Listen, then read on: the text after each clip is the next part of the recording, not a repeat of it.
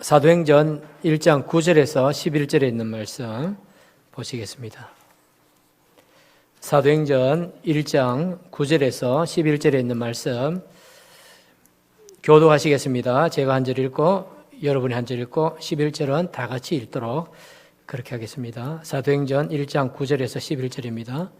이 말씀을 마치시고 그들이 보는데 올려져 가시니 구름이 그를 가리어 보이지 않게 하더라.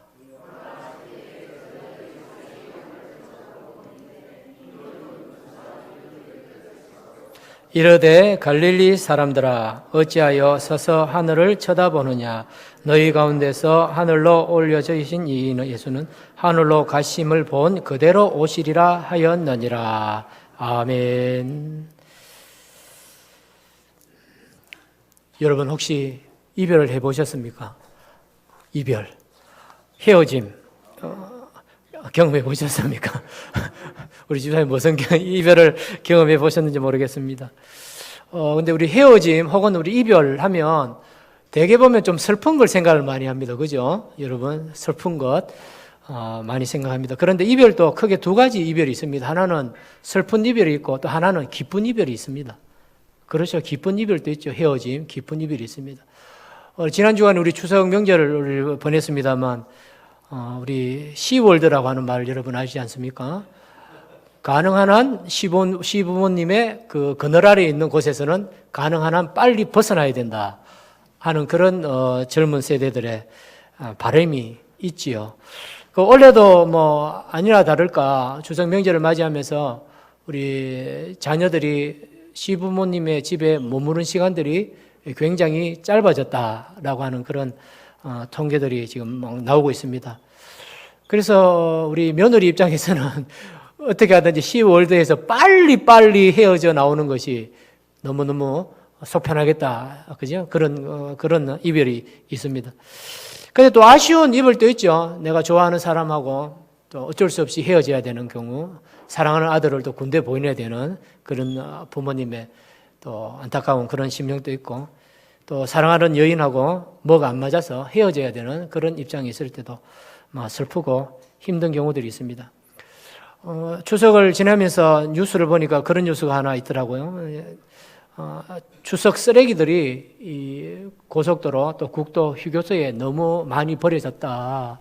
그래서 저는 처음에는 그거 접하면서 사람들이 차가 밀리고 하니까 차 안에서 먹고 대충 먹고 쓰레기들 그냥 밖으로 던져 버렸나 보다 이렇게 생각했는데 그게 아니고 뭐냐면 버리기에 아까운 음식들이 쓰레기통에 많이 버려졌다.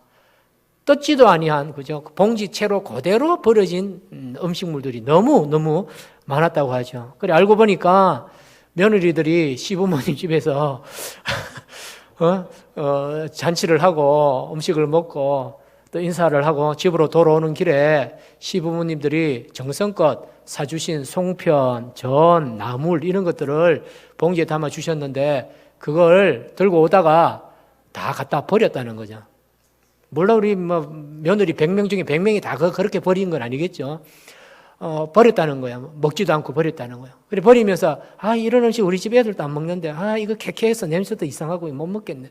이렇게 하면서 이제 다 버린다는 거예요. 쉽게 말하면 굉장히 좀 고급스러워진 우리의 그 문화가 아닌가 하는 그런 생각도 해봅니다만 그런 거 보면 참 안타깝죠. 어떻게 하든지 시자 들어가는 분들하고는 거리를 멀리 하려고 하는 그런 풍토가 되어지고 또 요즘은 한술 더 떠서 명절이 되면 될수록 해외로 여행을 다니는 분들이 엄청나게 지금 많이 지금 생겨나고 있는 그런 추세예요. 갈수록 명절에 해외로 나가는 사람들이 엄청 많다는 거죠.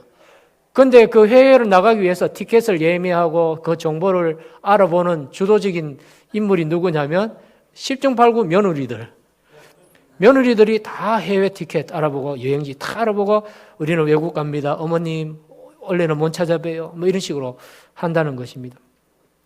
이런 헤어짐, 이런 이별은 또 어떻게 보면 좀 우리 어른들 입장에서 보면 좀 얄미운 그런 이별이고 또 우리 며느리 입장에서 보면은 조금 속 시원한 그런 이별이 되어질 수도 있습니다. 그런데 우리 예수님께서도 우리 이 땅에서 딱 33년만 사역하시고 성천하셨어요. 그래서 우리 성경적으로 표현하면 성천이라고 표현하지만 또 우리 인간적인 표현을 하면 이별을 하시는 거야. 누구하고 이별합니까? 예수님의 제자들과 이별하고 또 예수님을 따르던 많은 무리들과 이별을 하시는 것이라는 거죠. 그런데 예수님의 이 이별은 좀 아쉬운 그런 이별이지만 꼭 필요한 이별이었다는 것을 우리가 기억할 필요가 있습니다. 왜 그런가 하면 이 예수님의 이별을 통해서 온전한 그 구원의 기회들을 하나님이 우리 인간들에게 보여주셨기 때문에 그렇습니다. 예수님이 성천하시기 전까지만 해도 사람들은 누굴 쳐다보고 의지했습니까? 예수님이었어요. 예수님만 쳐다보고 생활했습니다. 그러니까 뭐 예수님이 공생을 하는 동안에는 또 예수님의 그 위대함을 보고 예수님의 제자들 중에 몇몇은 예수님은 참 대단한 신분이다. 이제 정치적으로 이스라엘을 로마의 제국으로부터 해방시킬 뿐이고 또 이스라엘의 독립국을 만들 것이다. 그렇게 되면은 우리 형제를 하나는 좌에 또 우리 하나는 우에 탁 이렇게 영의정 좌의정식으로 큰 자리를 줄 것이다. 이런 희망을 걸고 예수님만 쳐다본 거예요. 근데 다른 제자들도 비슷한 그런 마음을 가졌습니다. 그러니까 다른 제자들도 그런 이야기 듣고 옆에서 뭡니까? 짜증내는 거야. 네가 왜 그런 소리 하느냐? 네가 왜 먼저 선수 치느냐? 내가 그러려고 했는데 네가 먼저 왜 그러냐? 이렇게 하면서 서로 제자들끼리 다툼이 일어났다는 거죠. 그런데 이것은 무엇을 우리에게 보여주느냐 하면 육신의 모습으로 예수님이 우리와 함께 하실 때에 우리의 인간의 죄악성, 우리 인간의 본성, 이것을 그대로 보여주는 그런 대목인 것입니다. 이들에게는 온전한 믿음이 필요했습니다. 왜? 믿음으로 구원을 받기 때문에, 믿음으로 하나님의 자녀가 되는 그런 권세를 주님께서 우리에게 만들어 놓으셨기 때문에 그렇습니다. 그래서 이제는 예수님은 육신은 딱 사라지시고 무엇만? 그렇죠. 이제 영으로 임하시는 주님과 함께하는 삶을 제자들에게 기대하셨고 초대교회 성도들에게 주님은 기대하셨다는 것입니다. 그래서 이제 예수님께서 성천을 하십니다. 그런데 여기 보면 눈여겨볼 것이 있습니다. 무엇인가 하면 9절에 보면 예수님이 올라가실 때에 어떤 현상이 나타났느냐라고 하는 것입니다. 어떤 현상들이 나타나느냐? 9절과 10절에 보면 나오죠. 보면 올려져 가시니 구름이 그를 가리어 보이지 않게 하더라. 그리고 하늘을 쳐다보는 많은 무리들을 향하여서 흰옷 입은 두 사람이 그들 곁에 서서 이르되, 이렇게 표현하고 있습니다. 여기 보면 예수님이 성천하시는 것이 우리 다른 사람들, 일반 사람들이 헤어지는 것과는 다른 두 개의 다른 차원의 문구를 우리 읽은 말씀에서 발견할 수가 있습니다. 그 첫째는 구름이 그를 가리었다라고 하는 것입니다. 구름. 사랑하는 성도 여러분, 우리도 종종 구름 여러분 보시죠? 하늘에 떠 있는 이 구름을 이렇게 보기도 하고, 어떨 때는 비가 많이 오거나 아니면은 구전 날씨가 되면 높은 산에 보면 이렇게 구름이 이렇게 탁 걸려 있기도 하고, 또 이 사진 작가들은 우리나라 좋은 산에서 아름다운 산속에 찾아가서 구름이 산속에 딱 자리 잡고 있는 그런 장면들을 사진을 찍어서 또 이렇게 공개하고 또 전시회를 하는 이런 모습들을 여러분들이 많이 볼 수가 있을 것입니다. 그런데 우리가 일반적으로 볼 때 구름은 자연현상이죠. 어떻게 보면 자연현상의 한 물체, 물질이라고 할 수 있겠죠. 그거죠. 그걸로 우리가 이해를 합니다. 그런데 성경에 나오는 구름을 이야기할 때는 무엇을 상징하느냐 하면 하나님의 임재의 상징으로서 구름이 등장할 때가 엄청나게 많이 있다는 것입니다. 지금 또 예수님이 성천하실 때에 예수님의 육신의 몸을 무엇이 가렸다고 합니까? 구름이 예수님을 가리셨다. 그렇게 표현하고 있습니다. 그러면 그냥 그날 따라서 날씨가 좀 이상해서 구름이 예수님을 가렸겠습니까? 그렇지 않다는 것입니다. 우연히 구름 뭉치를 바람이 이렇게 움직여서 예수님이 성천하시는데 그 모습을 가렸겠습니까? 그걸 말하는 것이 아닙니다. 무엇을 말하는 것이겠습니까? 이 구름이라는 것은 하나님의 임재와 하나님의 영광을 가시적인 형태로 표현하는 그런 상징적인 의미, 영적인 의미가 바로 구름이었다는 것입니다. 이런 구름이 하나님의 영광의 상징으로 나타나고 있는 것입니다. 우리 예수님이 죽으시고 또 3일 만에 부활하시고 40일 동안 여러 사람들에게 보이시고 이제 성천하시는데 그 성천의 모습이 실패자의 모습이 아니라는 것을 하나님이 증명해 보이시는 것입니다. 이 땅에 예수님을 보내신 그 하나님의 선하신 목적을 온전히 이루심에 대하여서 성부 하나님께서 축하하고 영광을 나타내는 그런 의미가 바로 구름이 주님을 가리었다라고 하는 그런 의미인 것입니다.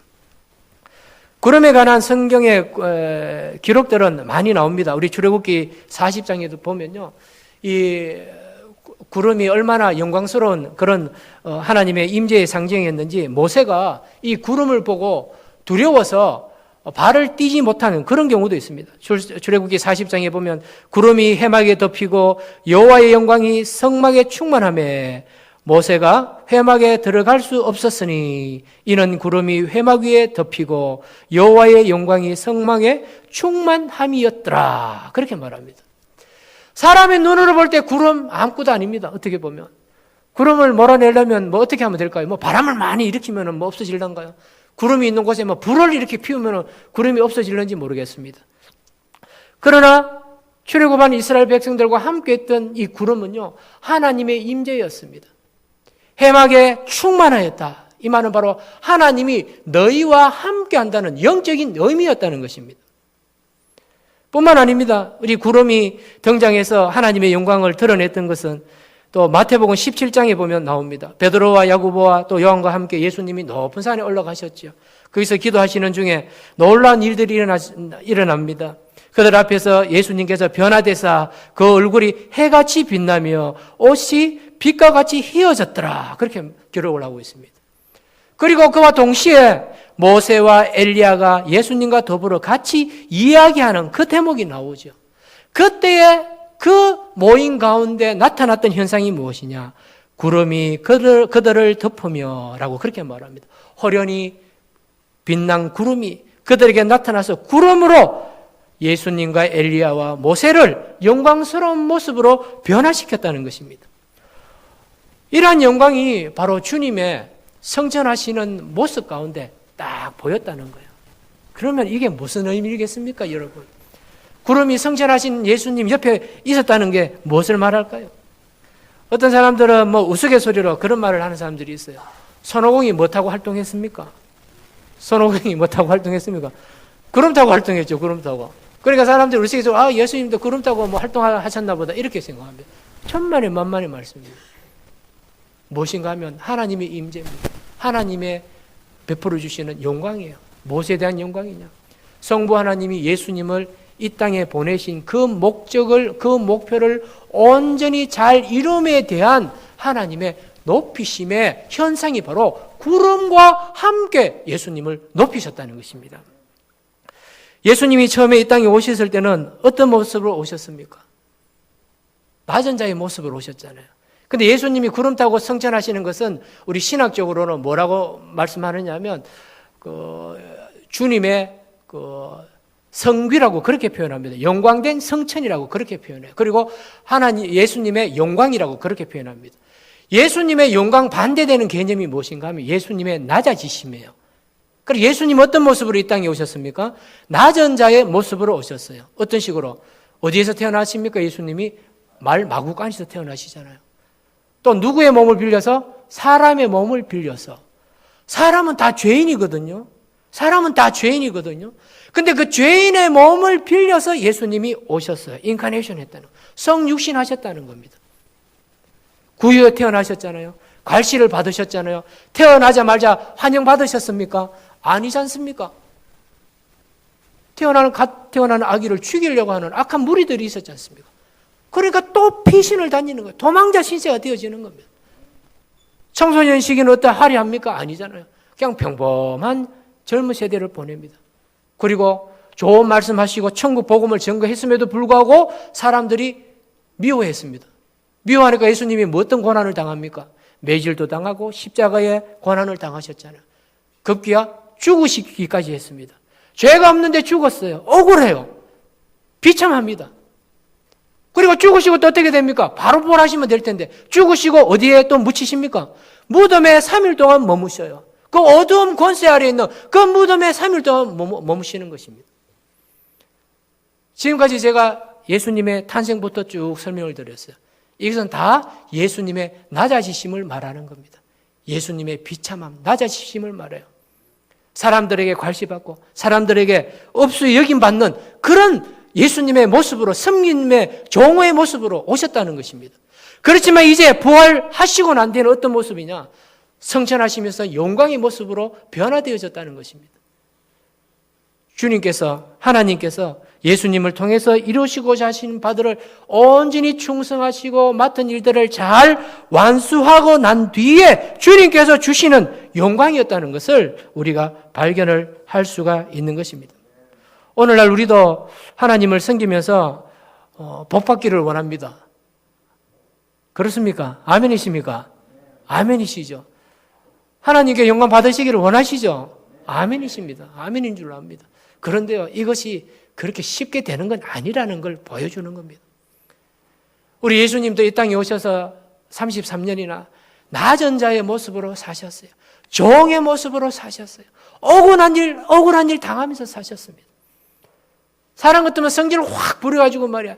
어이구, 하면서 벗어버리고 나가고 싶은 그런 상황에 여러 번 놓이셨지만 끝까지 참으시고 끝까지 인내하시고 끝까지 하나님이 예수님을 이 땅에 보내주신 그 목적이 무엇인지에 대해서 늘 되새김질 하시면서 자기 자신의 목적, 자기 자신의 구원자로서의 그 사역을 온전히 이루어갔다는 것, 그것을 우리가 기억해야 됩니다.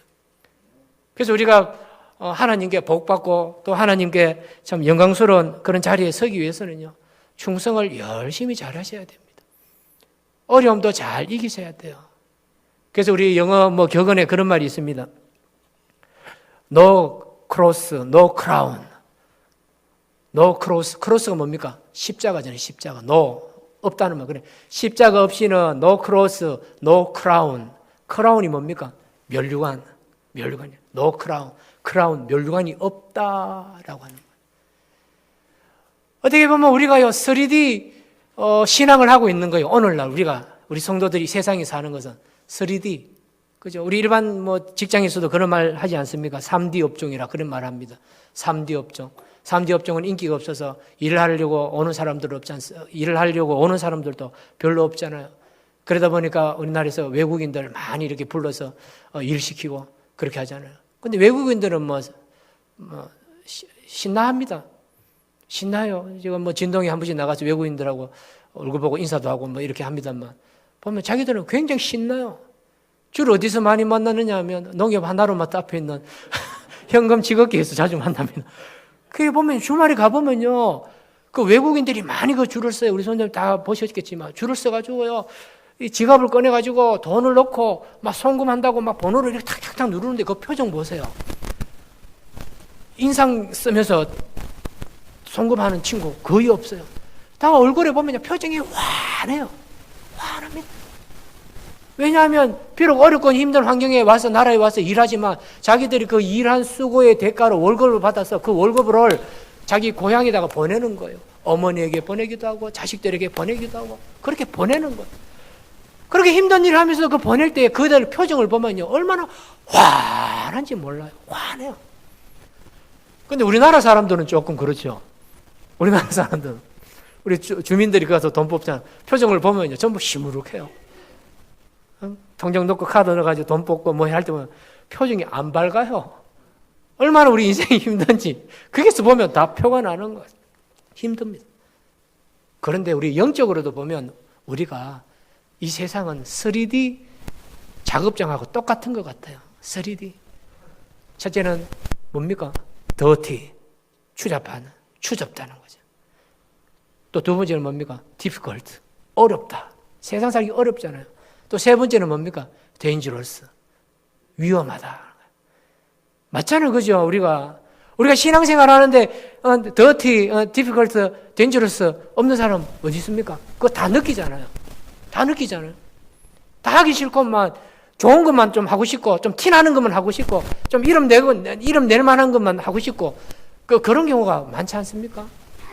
그런데 우리 예수님은 어떤 삶을 사셨어요? 그것보다도 더 고난의 길을 먼저 걸어가셨다는 거예요. 더 힘든 일을 먼저 하셨다는 거예요. 뭘 바라보고? 우리 인류를 구원하기 위해서. 미래의 교회를 세우기 위해서. 미래에 예수님을 믿을 하나님의 자녀들을 위해서 희생하시고 죽으시고 고난을 당하시고 눈물 흘리시고 피 흘리시는 그 아픔까지도 다 통과하시고 주님께서 말씀하신 것처럼 다 이루었다, 완벽하다, 완성했다라고 하는 그런 고백을 통해서 참 메시아다운 모습들을 우리에게 보여주신 거예요. 그 사역과 그 삶을 하나님이 보시고 영광의 구름을 촥 보내셔가지고 예수님을 촥 하늘로 올리셨다는 것입니다. 이런 영광을 체험하시는 여러분 되시기를 주의 이름으로 축원합니다. 우리가 대충 예수 믿고 적당히 하고 이러면요, 이런 건 없어요. 이런 영광 없습니다. 주님께서 우리에게 주신 것, 그 영광, 우리를 위해서 준비해 두신 그 영광을 만끽하시는 우리 모든 성도님들이 되시기를 바랍니다. 하나 이야기만 하고 마치도록 하겠습니다. 어느 교회가 건축을 했습니다. 어느 건축을 하는데 그 교회 건축 현장에서 3명의 그 벽돌공들이 열심히 땀을 흘리면서 그 교회를 짓기 위해서 건물을 벽돌을 쌓고 있었습니다. 근데 마침 지나가던 어떤 사람이 그 3명의 벽돌공에게 질문을 합니다. 첫 번째 질문을 던집니다. 질문을 하면서 지금 당신은 뭐하고 계시나요? 이렇게 질문을 했습니다. 이 질문을 했을 때 첫 번째 벽돌공은 이렇게 말을 했다고 합니다. 선생님, 보시다시피 지금 저는 벽돌을 쌓고 있습니다. 건물을 짓고 있는 것이 안 보입니까? 그렇게 이야기를 했어요. 아, 그렇습니까? 하고 또 그 옆에 있는 두 번째 사람에게 묻습니다. 지금 뭐하고 계십니까? 수고 많으십니다. 이렇게 이야기를 했더니만 두 번째 사람은 이렇게 대답을 했습니다. 네, 저는 지금 하루치 돈벌이를 하고 있습니다. 네, 저 자식을 먹여 살리기 위해서 내가 땀 흘리며 수고하고 있습니다. 이렇게 답을 했어요. 그리고 세 번째 벽돌공에게 또 묻습니다. 지금 뭐하고 계십니까? 그랬더니만 세 번째 벽돌공은 이렇게 대답을 했다고 합니다. 저는 대성전을 짓고 있습니다. 이 성전이 완성된 후에 이 성전을 통해서 소망을 얻고 용기를 얻을 사람들을 생각하면서 벽돌을 쌓고 있습니다. 라고 그렇게 이야기를 했다고 합니다. 아무래도 이 사람은 믿는 사람인 것 같아요. 근데 믿는 사람이라고 다 이런 마음을, 이런 신앙을 고백하는 사람은 아닐 줄로 압니다. 아무쪼록 이 말씀 기억하셔서 우리의 삶이 어렵고 힘들다 할지라도 믿음의 눈으로 우리의 삶을 바라보시고 우리 주위에 일어나는 일들을 바라보시면서 하나님의 주실 영광, 그것을 바라보시면서 최선을 다하여 또 한 주간도 열심히 살아가시는 우리 모든 성도님들이 되시기를 주님의 이름으로 간절히 축원합니다. 아멘. 기도하겠습니다. 아버지 하나님 감사합니다. 우리의 인생이 참 힘들고 어려운 그런 인생입니다. 참 하루하루가 고달플 때도 있고 서글플 때도 있고 눈물 날 때도 있고 한숨 지을 때도 있습니다. 그렇지만 의의 면류관을 바라보게 하시고 또 주님께서 받으셨던 그 충성심과 또 주님께서 받으셨던 그 영광들을 바라보면서 최선을 다하여 하나님의 말씀에 순종하며 살아가는 한 주간이 되게 하여 주옵소서. 우리 성도님들 삶이 기쁨과 즐거움과 행복함이 넘치는 복된 삶이 되게 하여 주시고 우리 성도를 넘어뜨리려고 하는 악한 사탄 마귀의 괴계가 일어나지 아니하도록 주께서 지키시고 보호하여 주시옵소서. 감사하며 예수님 이름으로 간절히 기도하옵나이다. 아멘.